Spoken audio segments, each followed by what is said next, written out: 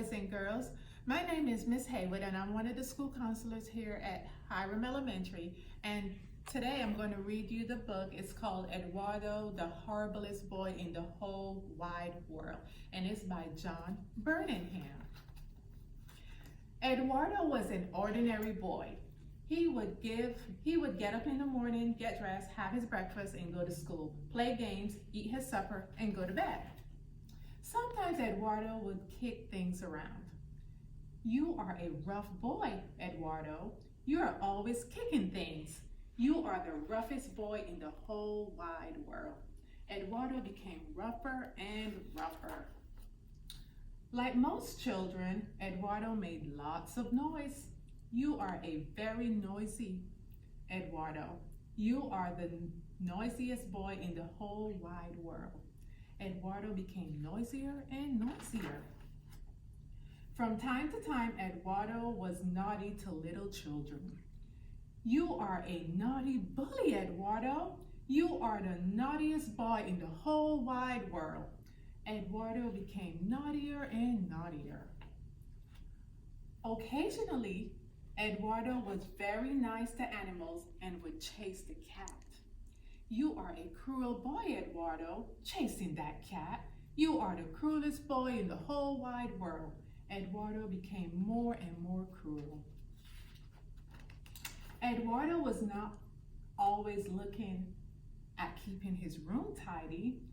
Your room gets messier and messier every day, Eduardo. You are the messiest boy in the whole wide world. Eduardo's room became messier and messier. Often, Eduardo would forget to wash his face and brush his teeth in the mornings.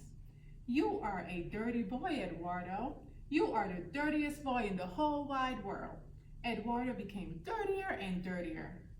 And as the days turned into weeks and the weeks into months, Eduardo became even clumsier, crueler, noisier, messier, dirtier, naughtier, ruder, and rougher.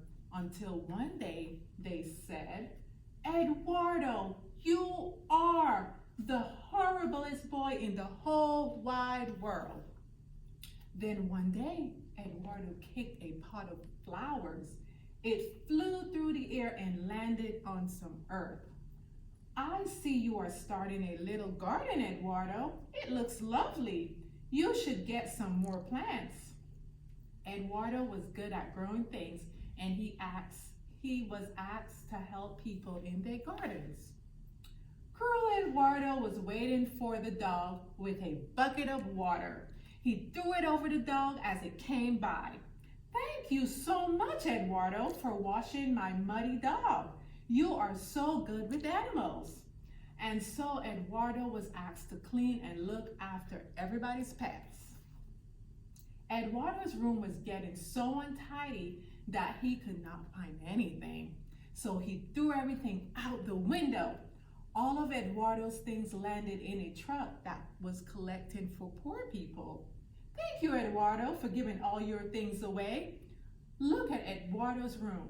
Why can't you all be as neat and tidy as Eduardo? Eduardo was becoming dirtier and dirtier until one day he became so dirty that flies started to chase him down. He jumped into the river to get away from them. A lady pulled Eduardo out of the river and took him back to her house. She gave him a hot bath, washed and ironed his clothes, and sent him back to school.